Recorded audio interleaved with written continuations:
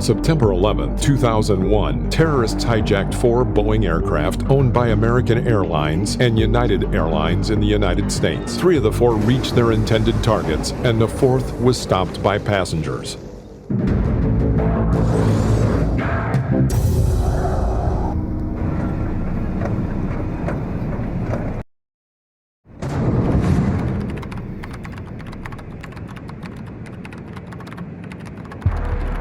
In Boston, 10 would-be terrorists checked in for 2 flights to Los Angeles aboard American Airlines and United Airlines. 2 of them are not used to the process, and they have some problems checking in. They all passed the metal detectors and the baggage inspection without a problem.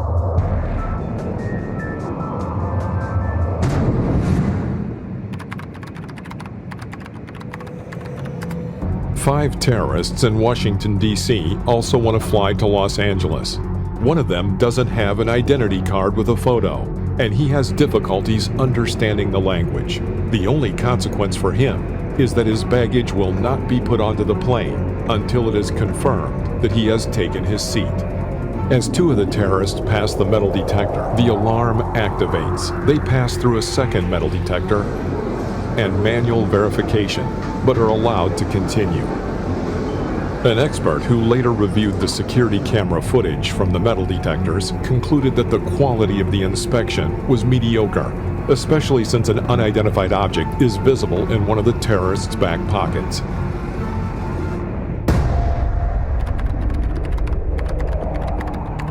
The 4th flight is scheduled to depart from Newark, New Jersey to San Francisco. There are 5 terrorists on the other flights, but on this one, there are only 4. The 5th would-be terrorist was denied entry into the country in August by an immigration inspector.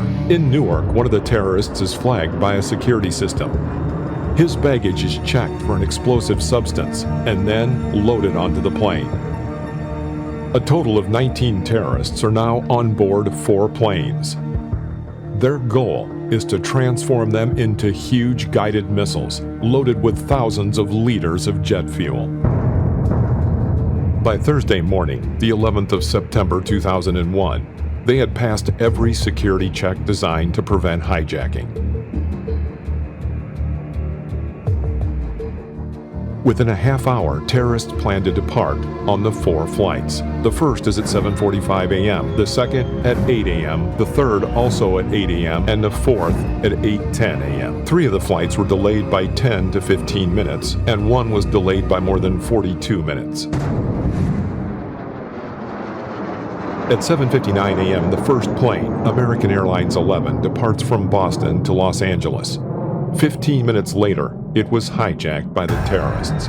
At the same time, the second plane was accelerating on the Boston runway.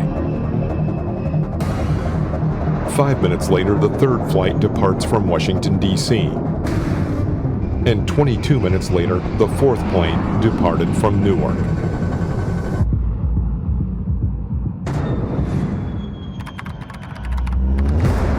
The first of the 4 planes, American Airlines Flight 11, was hijacked while the others were still on the ground.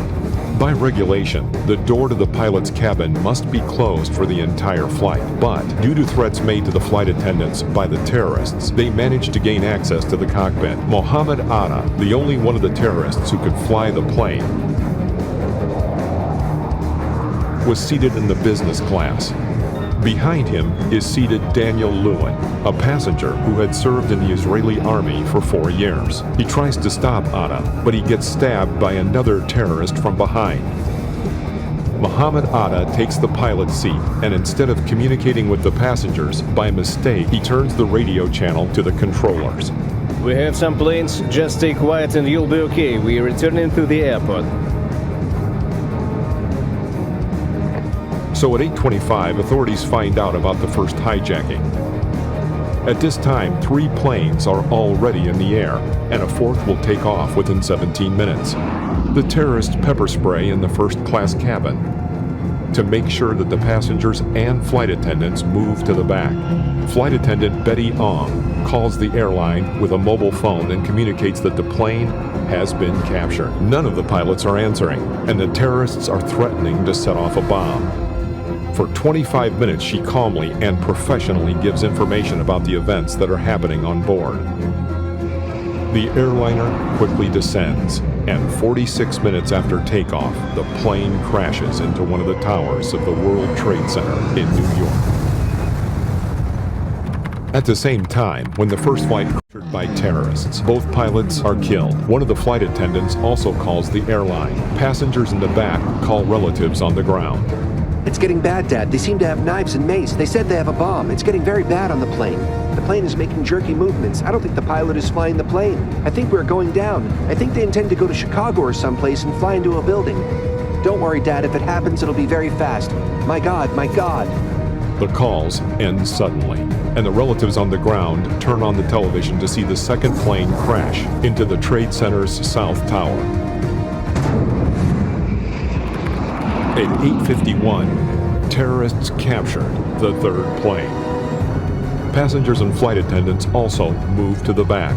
At 9 in the morning, the executive vice president of American Airlines learns of the second American flight to have been lost, and he orders all American Airlines flights in the Northeast region to cancel their departures. Upon learning that United Airlines also lost a plane, he then cancels departures of American Airlines flights nationwide. The third captured plane has turned and is heading towards Washington. There, it descends and increases power to the maximum, and with a speed of 850 kilometers per hour, it crashes into the Pentagon.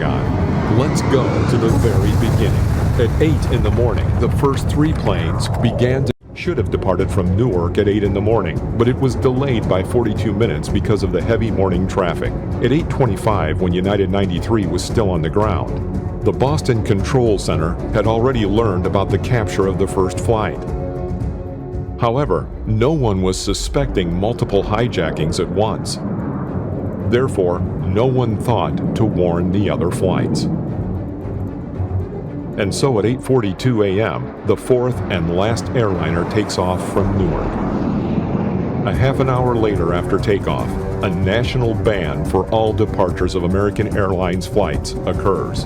After another 20 minutes, the pilots of this flight receive a warning from the controller about the capture of the other planes. Pilot Jason Dahl asks in disbelief, Ed, please, confirm last message, please, Jason.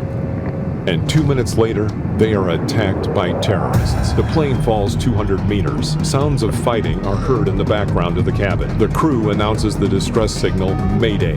The flight does not last long before the terrorists gain access to the cockpit. Terrorist Ziad Jarrah made an announcement to the cabin.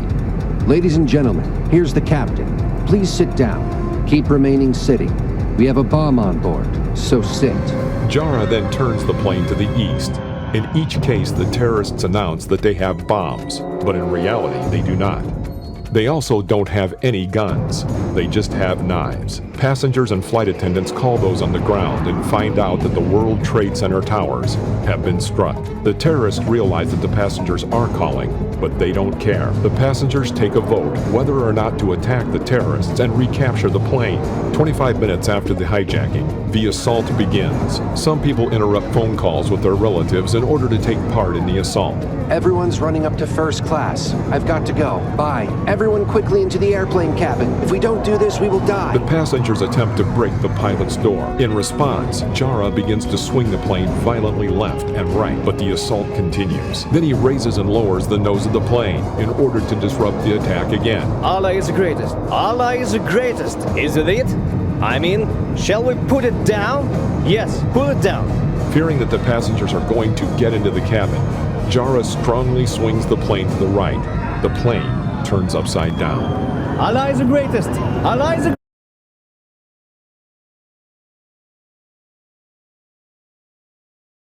falls at a speed of 930 kilometers per hour.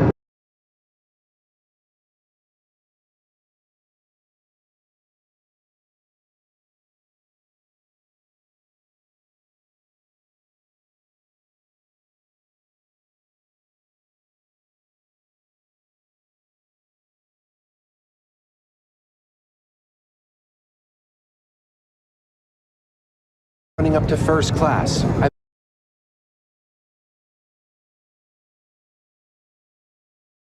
got to go. Bye. Everyone quickly into the air. The pilot's door. In response, Allah is the greatest, isn't it?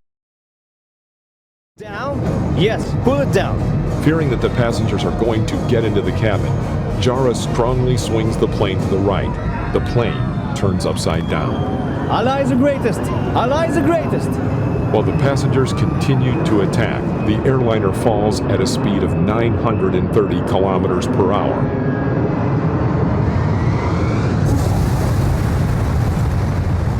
Into an empty field 20 minutes from Washington. Jara's target was the Capitol or the White House, but his plan was defeated by the unarmed passengers of United Flight 93. This film was based on the final report of the National Commission on Terrorist Attacks upon the United States.